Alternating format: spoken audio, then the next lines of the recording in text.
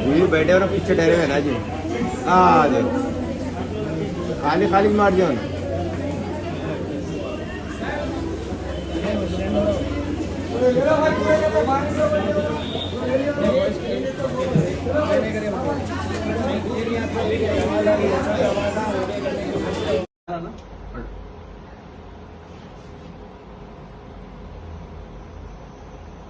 पूरा चिंदिया हो गया, पूरा पर्दा फट गया, दिख रहा? हाँ। बताओ बेटे, पूरा पर्दा पूरा फटेगा। अच्छा, तो थोड़ा बहुत भी नहीं बचा। 70% डैमेज हो गया। पर्दा 70% डैमेज हो गया। हाँ, इधर बैठो। नॉर्मल जी, एक बार फिर वो बताओ।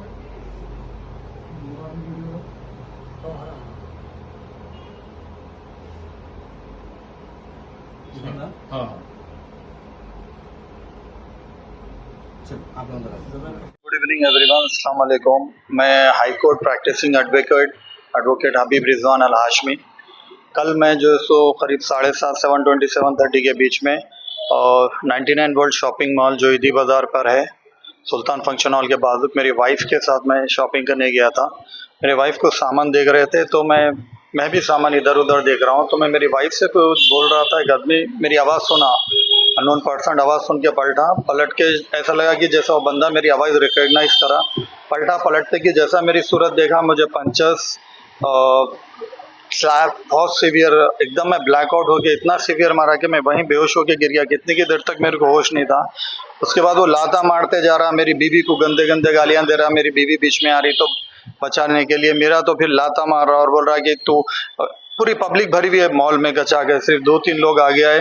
और मॉल वालों के भी ये तो मेरी बीवी को गालियां दे रहा है। उसके बाद में जो सो जब वो मेरी बीवी रोकने को आ रही तो बोल रहा है कि तू अभी बच गया, तेरी जान चले आती थी, आज मर जाता था तू, तेरे साथ ही औरतें नहीं आते थे तो बीच में।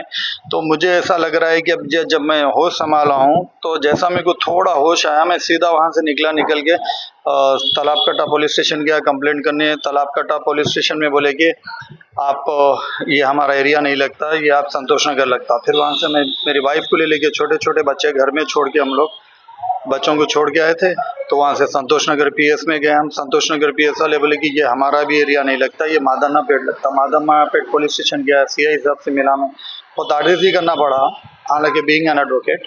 तो साहब बोले कि आप एमएलसी कराइए। मैं एमएलसी कराने उस्मानिया गया। उस्मानिया में कितना देर लगा। उस्मानिया वालों को बोल रहा हूँ, देखो एक्सरे निकाले, मेरे कान में बहुत सीवियर है, मेरे को सुन ही नहीं आ रहा, बहुत दर्द हो रहा, आँख से पूरी ब्लीडिंग हो रही थी। तो उस्मानिया का आलम तो हर किसी को मालूम है। बोले कि हमारे पास ये डिपार्टमेंट नहीं है, आपको ईएनटी हॉस्पिटल और ऑप्थेल्मोलॉजी के हॉस्पिटल को कंसल्ट करिए। जब लाके मैं एमएलसी दिया तो उसको रात में लाके बिठाए थे, मगर जो है सो फिर मैं उस्मानिया के एमएलसी देने के बाद उसको बिठा के रखे थे, भुलाए या वो आया पता नहीं। वो बंदा, उसको देखते कि मैं रिकॉग्नाइज कर लिया कि यही हमला कर रहा था। इसके साथ भी इसके भाई और कुछ और लोग थे। वो एक भाई है, कौन है पता नहीं, वो बोल रहा था कि तेरी जान चले जाती है आज ऐसा। तो अभी भी मेरी लाइफ को थ्रेट ही है एक लिहाज से, क्योंकि ये सडन एक अननोन पर्सन जिसको मैं कभी सुना नहीं, देखा नहीं, मैं मिला नहीं, वो मेरी आवाज़ सुनता, पलट के मेरे पे इमीडिएट अटैक कर देता है सूरत देख के। तो जब मैं रात में अभी देने के, जब मैं एमएलसी दिया उस्मानिया का एमएलसी, तो वहाँ पर उस पर कुछ एफआईआर बुक करे बोले। एफआईआर का मेरे को अभी तक एफआईआर कॉपी भी नहीं मिली, ना ही कंप्लेंट कॉपी भी मेरे को नहीं दिए। उसके बाद सुबह से कोई पुलिस ऑफिसर मुझे कंसल्ट नहीं किए, बट मुझे पता चला कि वहाँ पर एफआईआर बुक करे तो बोले कि ये ग्रीवियस इंजुरीज नहीं है। तो अब ग्रीवियस इंजुरीज का मतलब क्या है? एक एडवोकेट की जान चले गए बाद ही आप लोग एक्शन लेंगे? ग्रीवियस इंजुरीज मतलब कि हर 4-6 महीने में हर 2 दिन को एक एडवोकेट पे अटैक होता है, मस्खरापना बन गया। ग्रीवियस इंजुरी चाहिए पुलिस को। एक आरटीसी ड्राइवर को भी जो है सो काम कोई अटैक नहीं कर सकता। एक हॉस्पिटल में एक डॉक्टर पे कोई उंगली नहीं उठा सकता, पूरा स्टाफ रहता है। एडवोकेट अपने, एक जो लोग अपने हक के लिए नहीं लड़ सकते, उनके लिए एक एडवोकेट ठहर के लड़ता है। तो उसको अपनी बीवी के साथ भी, फैमिली के साथ भी शॉपिंग पे जाने पर उसको कोई सिक्योरिटी नहीं है। और जब पुलिस के पास एक एडवोकेट जाता है, मैं हाईकोर्ट में कई सारे केसेस जीता हूँ, मुझे शक है कि मेरे ही किसी अपोजिशन वाले ने कुछ प्लान किया है, जो भी है। तो पुलिस के पास में पूरी रात मेरी ऐसी निकल गई, बीबी को लेके मैं गांधी हॉस्पिटल के उस्मानिया के चक्कर मार रहा हूँ। फिर मैं आया, MLC दिया, वो बैठे हुआ था। फिर मैं घर को गया, मुझे बहुत तकलीफ हो रही थी। मेरे घर के पास के दोस्त और मेरे दूसरे एडवोकेट दोस्त मेरे वो आए, बोले नहीं तुम्हारे को बहुत तकलीफ है, बर्दाश्त नहीं कर सकते, मुगलपुरा डॉक्टर उरूज हॉस्पिटल चलो, बहुत अच्छे डॉक्टर साहब है, वो अच्छा इलाज करते। वहाँ गए हम लोग, गए तो डॉक्टर साहब देख के बोले कि कान में जो सो तो आपको एंडोस्कोपी करना पड़ता है, करे करके वीडियो पूरा बताए, बोले कि आपका डैमेज लेफ्ट ईयर मोर देन 80% परमानेंट डैमेज हो गया आपका ईयर फंक्शन, ईयर ड्रम, ये ग्रीवियस इंजरी है, ये बहुत ग्रीवियस इंजरी है, आपको MLC बनाना पड़ता। मैं बनाइए सर बोला मैं, ओके बोल के जो सो MLC बनाया उसमें मेंशन करे grievous injury, permanent hearing loss of left ear more than 80%। और इतनी तकलीफ है मुझे कल से, मुझे ऐसा लग रहा है कि मेरे दिमाग में कोई चीख मार रहा है। तो बोले, तो मैं वहाँ से निकल गया, मेडिकेशन लेके निकल के जब पुलिस स्टेशन आया मैं MLC देने के लिए, वहाँ कोई भी नहीं है, 1-2 कॉन्स्टेबल्स है। मैं बोला बंदा कहाँ है आप लोग लाए? नहीं, छोड़ दिए उनको, छोड़ दिए। मैं बोला एक ग्रीवियस इंजरी, एडवोकेट मरने का वेट कर रहे थे आप लोग, आपको आदत हो गई हर किसी को। अब एडवोकेट फ्रेटर्निटी की भी एक आदत हो गई, जिस पे भी अटैक हुआ एक दिन बहुत एक्टिव रहते, पूरे सामने आते, हर कोई धूम धड़ाका, यहाँ ब्लॉक और वहाँ स्ट्राइक कर दिए, दूसरे दिन सब भूल जाते, एडवोकेट मरा 4 दिन में सब भूल जाते। तो खैर मैं दिया, मैं बोला देखिए चले गया, उसको तो भेजिए, क्योंकि मेरे को जितने रिसोर्सेज से पता चला कि वो बहुत इन्फ्लुएंशियल पर्सन है, कोई अच्छी पार्टी से का इन्फ्लुएंशियल पर्सन है, तो उसको छोड़ दिए। छोड़ने के बाद जैसा जैसा मेरे एडवोकेट फ्रेटर्निटी को मालूम हुआ, सब कॉल करना शुरू किए, DCP साहब 34 जोन, ACP साहब और SHO PN जनरल साहब को फ़ोन करना शुरू करे। तो फिर मैं 11-12 बजे गया, मैं साहब क्या हुआ बोल के देखा, तो बोले कि अब सेक्शन अल्टर कर रहे हैं, मुझे अब तक FIR नहीं मिला, मैं MLC दे चुका हूँ, MLC में क्लियर मेंशन है कि left ear hearing has been permanently damage more than 80%।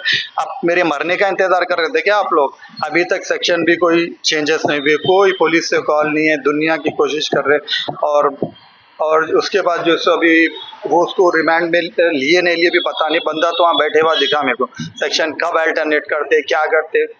मेरा सिर्फ ये है, मैं जितना एक हक के लिए, जो लोग अपने हक की आवाज़ के लिए नहीं लड़ सकते उनके लिए लड़ना हमारा प्रोफेशन, हम हक के लिए लड़ते हैं। तो इस पे हमारे ही खिलाफ अननेसेसरी मेरी कोई ज़ाती दुश्मनी नहीं है किसी से, मैं दुनिया के केसेस लड़ता हूँ, को आगे बोलते मेरे को ऐसा मजबूरी है भाई, मेरे को इनू सता रहे, मेरी शोहर मार दिए, किसी का मर्डर किए थे। तो मैं सिर्फ ये पूछना चाहता हूँ कि एक एडवोकेट बीइंग प्रैक्टिसिंग एडवोकेट, मेरे साथ ये हाल हुआ है, मैं कल रात से फिर रहा हूँ, एक बोलते ना पागल की तरह फिर रहा हूँ, कभी पुलिस स्टेशन भाग रहा हूँ, कभी MLC जा रहा हूँ, कभी डॉक्टर के जा रहा हूँ, इतनी तकलीफ में।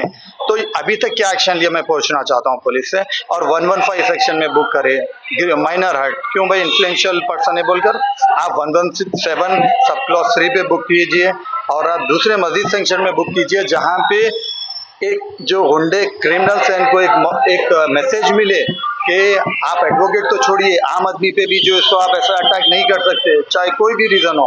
आप लोग वीडियो देखिए, मैं सिर्फ शॉपिंग कर रहा हूँ, किसी से बात नहीं कर रहा हूँ, कुछ नहीं कर रहा हूँ, मैं शॉपिंग कर रहा हूँ, मेरी आवाज़ सुनता है, बंदा पलटता है, मेरी देखता है, पंचेस मारना शुरू कर देता है।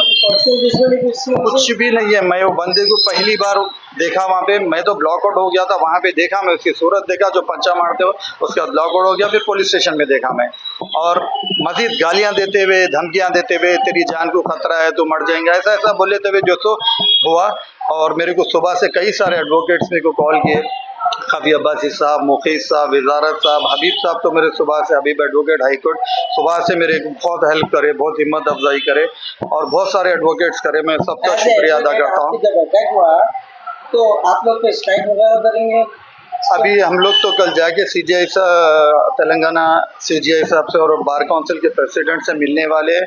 हम बिल्कुल कोशिश करेंगे, और हम गवर्नमेंट से सारी एडवोकेट फ्रेटर्निटी से, खासकर पुलिस से ये रिक्वेस्ट है मेरी कि इनको ऐसे सेक्शन में बुक करो कि इनको आसानी से बेल ना मिले, वरना ये मजाक हो जाएगा एक जुडिशरी का, एडवोकेसी का, और आगे कोई प्रोफेशन में प्रैक्टिस करने के लिए आगे नहीं बढ़ेंगे इस तरीके से अटैक्स होंगे। तो अब मजीद आप लोग को अगर कुछ बात करना है तो मैं अभी बहुत तकलीफ में हूँ, हमारे एडवोकेट हबीब साहब से बात कीजिए। Ali Khan, high court advocate. आज मैं है सो हबीब रिजवान साहब के घर पे आया था मैं, उनसे मुलाकात करने के लिए, उनकी सेहत कैसी है, उनकी हेल्थ जानने के लिए। बट और साथ ही साथ मैं इनकी वीडियोस भी देखा हूँ। मेरे को एक आफ्टरनून 12 o'clock को मेरे को रीच आउट हुए थे Rizwan advocate, high court practising advocate. मैंने इनकी वीडियो देखा हूँ कि एक एडवोकेट के ऊपर अटैक होना एक जुडिशरी के ऊपर अटैक होने के बराबर है। एक एडवोकेट के ऊपर अटैक होना एक संविधान के ऊपर अटैक होने के बराबर है। हमने देखा है कि कईयों बार है सो एडवोकेट्स के ऊपर अटैक हो रहा है, प्रोटेस्ट हो रहा है, फिर उसके बाद नेक्स्ट डे है सो उस चीज को भूल जा रहे हैं। लेकिन इस बार हम है सो CJD और president of bar council of president, chairman और bar council of association president से हम सभी से ऐसा डिमांड करते हैं कि एडवोकेट्स प्रोटेक्शन एक्ट के ऊपर लाना चाहिए और इसके ऊपर वर्क करना चाहिए। और इस बार जो एडवोकेट्स के ऊपर अटैक हुआ है, हम जो कोई भी ऐसा एक्यूज जो रिजवान साहब के ऊपर अटैक किए हैं, हम ऐसा commissioner of Telangana, commissioner of police Sachin साहब से रिक्वेस्ट करते हैं कि जो एक्यूज जो अटैक किए हैं उनके ऊपर स्ट्रिक्ट से स्ट्रिक्ट एक्शन करें। ये तो एडवोकेट एक सिविल कपड़ों में है, आपने देखा होगा कि उनको किस तरीके से पंच से मार, अगर एक सिविल आदमी रहा तो उनको मारते हैं। अगर और एक चीज, he is unable to breathe properly, grievous hurt है और police is asking that whether it's a grievous hurt or not. MLC report, after an MLC report also, why they have till now they have not registered an FIR. मैं है सो Telangana commissioner of police से request करता हूं कि immediately एक advocate के ऊपर attack होना एक संविधान के ऊपर अटैक होने के बराबर है। इसके ऊपर इमीडिएटली जो एक्यूज अटैक किया उसके ऊपर स्ट्रिक्ट एक्शन ले। और मोस्ट ऑफ द एडवोकेट्स के मैसेज आ रहे हैं that there will going to call bandh tomorrow. let's see what will happen and meantime मैं मादानापेट पुलिस स्टेशन से यही डिमांड करता हूं कि immediate why they have not registered an FIR, if they have registered why the action has not been taken against him। बस stick से stick action ले। Thank you very much.